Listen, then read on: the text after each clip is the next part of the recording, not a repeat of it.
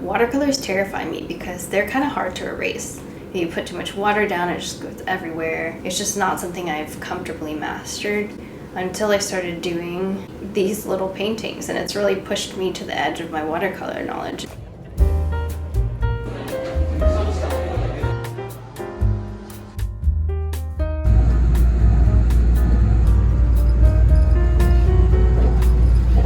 So I'm gonna review my little travel journal. It's actually in a little book that I purchased in Japan. Hopefully you find this entertaining, relaxing, and maybe it inspires you to appreciate a piece of a new culture. So our first location was in Tokyo. I think I packed a little too much because my porter was really struggling with my luggage, but Tokyo was full of fun activities, fluffy pancakes, and people. Lots and lots of people. The neighborhood we stayed in was called Shibuya, home to one of the busiest crossings in the world, Shibuya Scramble Crossing. So obviously this is what I had to paint. The next morning we caught a little spot in a neighboring Starbucks. The crossing is definitely less busy in the morning, but I did my best to capture the feeling. So that is the first painting that I created, a little commemoration to Wild Wild Scramble of Shibuya Square. Our next destination was Hakone, which is known for their onsens, which is a hot tub. It's a hot spring. We stayed there only one night, but we stayed at the most beautiful little inn called Asante Inn. They had private hot springs. You could reserve them by room, and it was a very beautiful experience, but they had the prettiest little Zen garden. It had all this green shrubbery and these like red Japanese maples, and it overlooked the rooftops. You could see the inn's onsen from that view. It was so beautiful. The owner, I believe, takes care of it himself. He, I think, designed the whole thing. If you want to peep my travel setup, now's the time. I've got a portable wrist towel, a little bucket for water, and my travel paint brushes. And here is my final result. I think she's cute, right? She's cute? Yeah.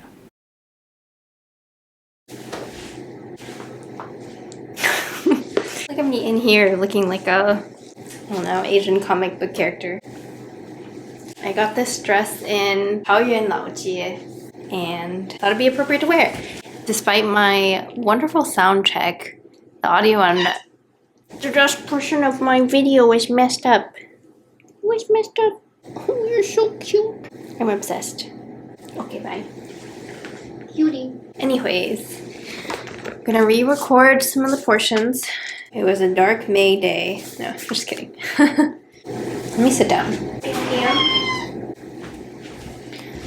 So growing up, I would go back to Taiwan every few years. But this trip, I allowed myself the luxury of something I typically don't, which is being a tourist. In the past, I would always be going back to visit family, so there would always be someone there to tell me like what to do, what to say, or basically do it all for me. I just kind of showed up. As I started growing older, it became this weird disassociation with like I was disconnected as much as I was connected to the culture, and it kind of became like a weird source of almost shame. I'd have these memories and experiences, but it wasn't like a full connection to the point where I felt confident in relating to the culture on the level at which I felt I should, being that I grew up in a Taiwanese household or an Asian household speaking Mandarin, but not speaking it incredibly well, like going to Chinese school, learning to read and write, but feeling like I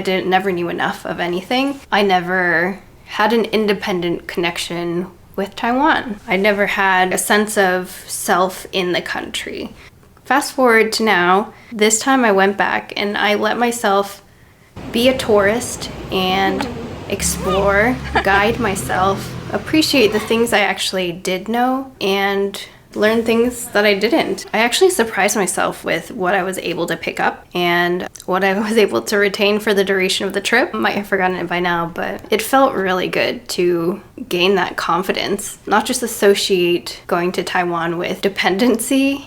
I was definitely awkward in the beginning, but eventually things just started coming out of my mouth, and they weren't always making that much sense, but they got the point across like 90% of the time. So that's all you really need. You need to go around and embarrass yourself and not feel embarrassed. Embarrassment is an inside job. Anyways, moving back to the actual trip itself, we took just under 2 weeks to tour Taiwan. A bulk of it was an East Coast trip that I had planned. The first location that we went to was Danshui, which is a northern suburb of Taipei. You could see the gorgeous view of the mountains in the distance with white birds flocking the skies and flying through the trees. It was very picturesque. The image I decided to paint is a view from our Airbnb. You could see the full mountainscape from the largest window ever. I tried to create space by using more blues and the greens of the mountain far away and then adding more detail as it got closer. One thing I love about the houses in Taiwan is a pop of orange here and there, and I love that against the green. So I really tried to capture that with some of the smaller little clusters of buildings. And then the next location we went to was in Xiangshan, which is a more southeastern neighborhood, much more city-like neighborhood of Taipei. It's close to Taipei 101, which is one of their biggest mall shopping area. It used to be at one point, I think, the tallest building in the world. It is shaped, in my opinion, like takeout boxes. I don't think I'm original in that opinion. We did the whole city tour, shopping. We went to the National Palace Museum. I had a grand old time here. There's definitely a lot more food to be had, but alas, we must move on to the next leg of our journey. Our next stop after this was a majestic place called Hualien, which is East Taiwan. It's very well known for its views, and I can definitely see why now. These are like some of the tallest mountains I've ever seen in my life. It was incredibly striking and actually scared me a little bit. It was like terrifying how tall they were. Like I would look up and be like, those are some tall mountains. And I'd look up again and there would be more mountains peeking through the clouds. Just the experience of exiting the train station for the first time, breathtaking. When I was here, we took a tour of Tailuke, Taroko National Park. You can explore this by yourself, but we ended up just having a bus drive us around. The driver was so sweet. He ended up taking us to an extra spot, which ended up being my favorite stop. It's beautiful. I don't even think the camera captures it all.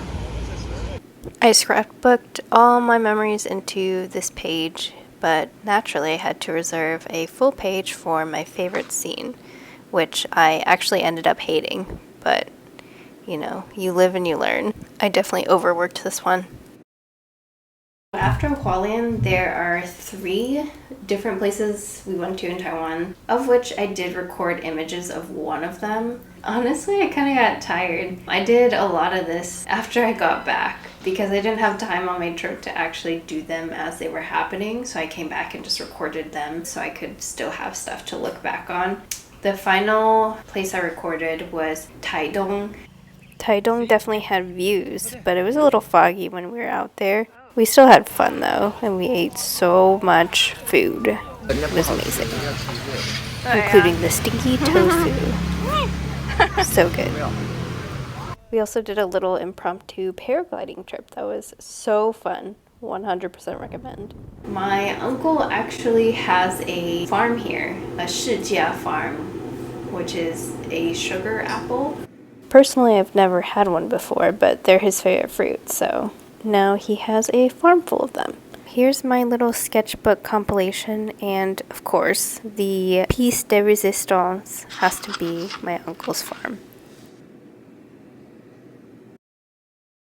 So, as fate would have it, I lost the audio on my final little segment, but I'll just give you a Spark Notes version of what I was saying. You do not have to feel shame for exploring, being a tourist, and embarrassing yourself wherever you are, and doing so feels amazing. If you made it this far into the video, thank you immensely, and that is it for today. I very truly hope you have a good one. Oh, it's really hot. Oh, I haven't shaved. No. Oh.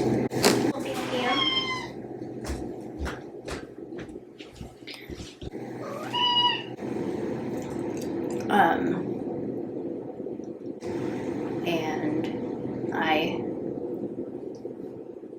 hope you enjoy.